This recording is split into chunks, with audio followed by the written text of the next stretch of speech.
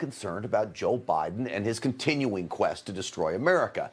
I know you're concerned about the Democrats and their devious lengths that they will go to cancel conservatives. There's the media, of course, that actively try to dupe you into believing less freedom and control over your own lives is a good thing. It's not, by the way.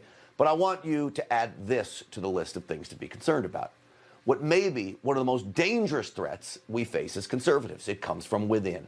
Trump supporters are the victims of a disgraceful betrayal from far too many Republican leaders, first and foremost being Mitch McConnell, who basically called for President Trump to be locked up over the weekend. Former President Trump's actions preceded the riot were a disgraceful dereliction of duty.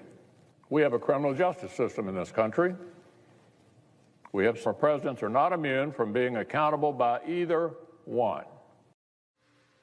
Let me be clear about this. The dereliction of duty comes from Senator Mitch McConnell, but I am sure the big money, million-dollar Republican donors, the ones that never liked President Trump to begin with, are hailing McConnell as some kind of a hero. See, McConnell doesn't want the money spigot turned off, but the problem is his overarching allegiance to Trump-hating party elites and the almighty dollar. That's his big problem. Mitch McConnell doesn't speak for the populace. He speaks for him and those party elites, while Mitch McConnell purges himself publicly of all the hateful things that he wanted to say about the president. The real Republicans, like you and me, are also speaking out with our pocketbooks. In January, the campaign arm of the Senate GOP raised $8.3 million. Half of it came from online donations, an average of which was just $32. Those are Trump supporters offering up that money. More proof, President Trump and his Make America Great Again pack of 74 million voters are still in control of the Republican Party, no matter what Mitch McConnell and his party elites think. And as for the impeachment trial itself, the Democrats weaponized it. Instead of embracing it, Mitch McConnell should have called it out like Lindsey Graham did yesterday. I don't know how Kamala Harris doesn't get impeached if the Republicans take over the House, because she actually bailed out rioters, and one of the rioters went back to the streets and broke somebody's head open. So we've opened Pandora's box here, and I'm sad for the country. Well, I am too. But we never get to 2022 if we don't talk about election fraud and engineering. As for the fraud, I believe there was plenty.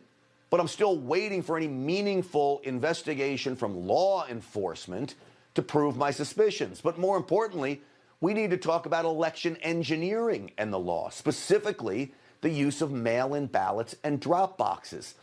The ease of voting, okay? Here is the stark reality.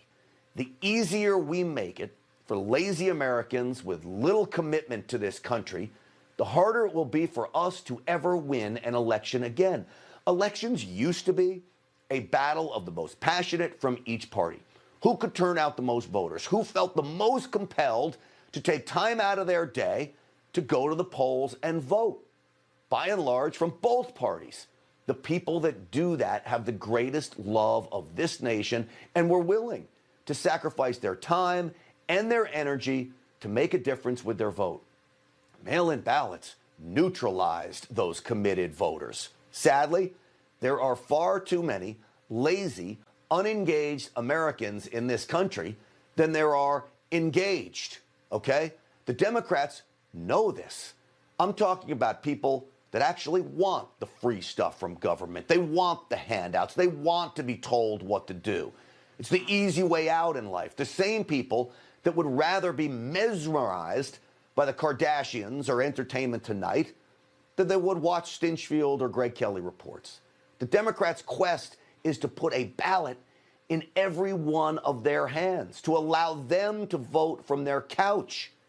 So if this mail-in ballot scheme is allowed to continue, we will be overwhelmed by the numbers and we will never win an election again. So Mitch McConnell better get on board with trying to figure out a way to neutralize the mail-in ballot scheme and stop trying to neutralize the Make America Great Again faction of his party, okay? Joining me now is Republican Congressman of North Carolina, Dan Bishop. Congressman, I want to welcome you to the program. Thanks for coming on tonight. Thank you, Grant. I'm enjoying hearing you. You're hitting the nail on the head in so many respects. How angry are you with Mitch McConnell? You know, Grant, what the American people, they finally found an ally. Someone who was tough as nails, is tough as nails, and would fight every day in office for them, not the big donors, not the establishment, not the lobbyists, not big tech, big pharma, on and on and on, but for them. And what, with all respect, Mitch McConnell desperately needs to figure out is that the American people are now going to be looking for candidates like him, candidates who will put them first. And so he will, and those are the kinds of candidates I anticipate President Trump will back. And Senator McConnell ought to expect to embrace them, because objecting to them or resisting them, he will do to his peril. Well, I'm already seeing reports out of Washington that Mitch McConnell says he's going to actively work against any Trump-inspired candidate, I guess for an establishment Republican-style candidate. What is it, do you think, about Mitch McConnell that he just can't embrace the populace here, Congressman? Well, I think that's exactly it. Senator McConnell should look at the last 4 years, and then should look at the 8 years before that and get a sense of what's been different. President Trump brought an extraordinary energy and fight to the office of the president, been the best president, most effective Republican president of my lifetime. And Senator McConnell should want other leaders like that will also fight for the American people.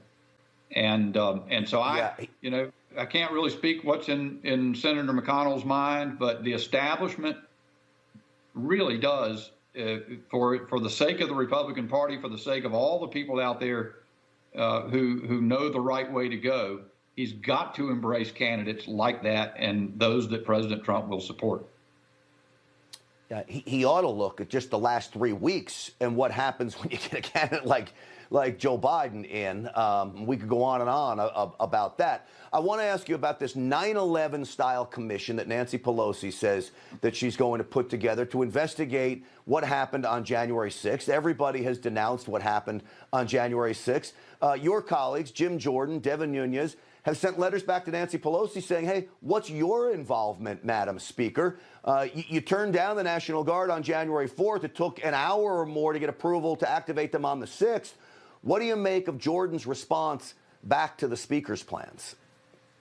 Well, I think Jim Jordan, with whom I serve on the Judiciary Committee, terrific member, great fighter, by the way, he's putting the questions where the questions need to be put. We need to know what Nancy Pelosi knew and what preparations she made and what actions she did specifically to see to it that in the light of in expectations of a big crowd in D.C., what sort of security she provided for the Capitol.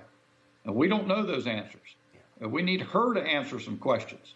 So a 9/11 type commission, I don't care what organization is set up to inquire. The question is whether the information is going to be provided by those who are in the know, and that would be Nancy Pelosi. So I say to Jim Jordan, to Devin Nunes, to Rodney Davis, to Jim Comer, who all sent that letter to her today, stay after it. We're all going to stay after it and see to it that she provides the answers.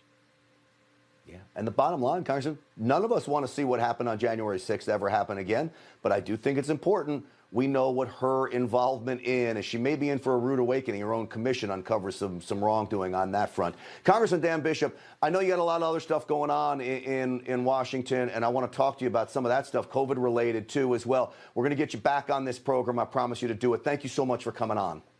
Thank you, Grant. Enjoyed being with you. All right, I appreciate that. Later on Stinchfield, a surprise